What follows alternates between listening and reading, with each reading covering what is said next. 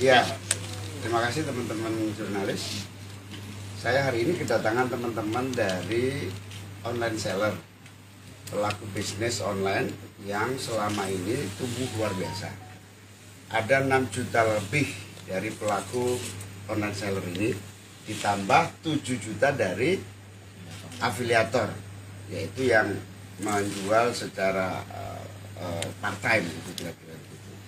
Berarti ada bisnis online seller ini melibatkan 13 juta pelaku. Di dalam 13 juta pelaku ada juga tenaga kerja pendamping yang tambahannya.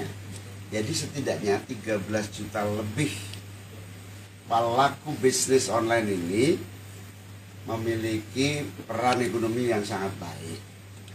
Mereka semua sangat terkejut tiba-tiba ada larangan, terutama larangan online seller di TikTok yang dikeluarkan oleh Menteri Perdagangan. Kita semua taatlah apapun keputusan pemerintah, tetapi hendaknya proses pengambilan keputusan itu benar-benar menghayati, mengerti betul fakta 13 juta yang terlibat di dalam proses bisnis ini.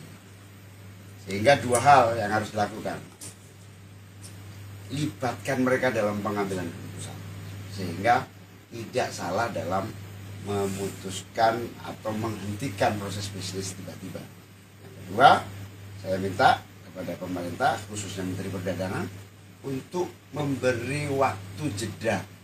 Kalau toh dilarang, beri teman-teman ini, online seller ini, kesempatan untuk transisi dong. Mereka sudah investasi tenaga kerja, mereka sudah beli barang, mereka sudah menyiapkan studio, semua investasi yang tidak bisa kemudian tiba-tiba diangkut tutup. Karena itu harapan saya sebagai Wakil Ketua DPR, Menteri Perdagangan, memberi waktu masa transisi mereka untuk misalnya 1 bulan, 2 bulan, 3 bulan, untuk mereka menuntaskan dulu nih investasi yang sudah ditanam, yang sudah dikeluarkan. Jangan sampai merugikan 13 juta pelaku online seller. Ini gawat loh ya. Jadi jumlah yang terlibat besar, uang yang terlibat besar. Jangan hanya gara-gara salah terapi, tidak ada proses yang dilalui, kemudian merugikan banyak pihak. Saya minta sebagai Wakil Ketua DPR untuk ada penundaan. Penundaan diawali dengan sosialisasi. Yang kedua, diikuti dengan aturan masa transisi. Yang ketiga, cara kerja baru.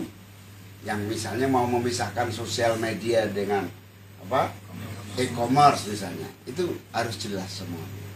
Oke, saya menuntut kepada Menteri Perdagangan untuk melakukan penundaan. Ini sebenarnya bisa meningkatkan ekonomi yang ke depan ya, termasuk menyerap tenaga kerja. Tadi kan 13, mungkin pola.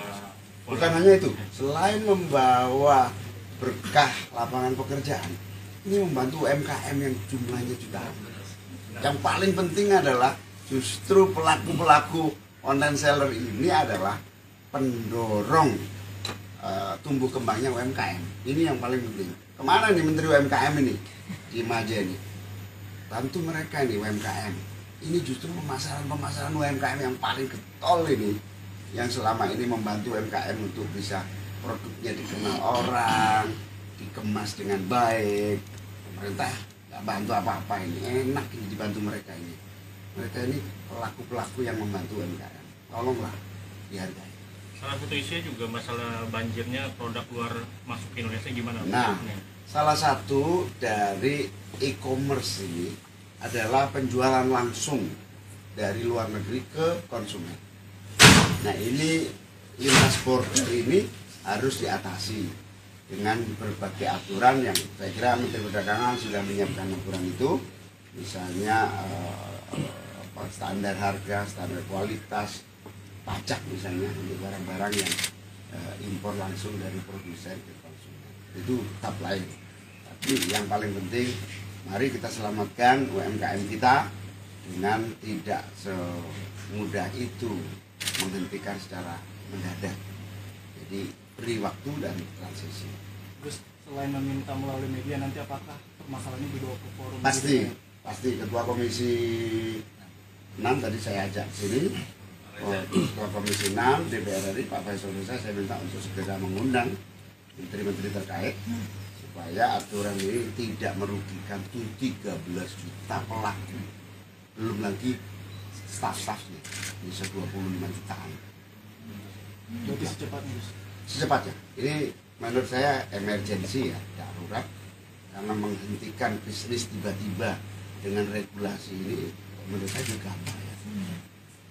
Untuk transisinya sendiri sampai berapa lama itu, 2 bulan? Saya tanya pada mereka juga nggak paham, karena itu ada proses platform di TikTok sendiri, ada proses apa namanya. Kalau kebutuhan teman-teman ini kan sederhana, jangan sampai investasi ini rugi.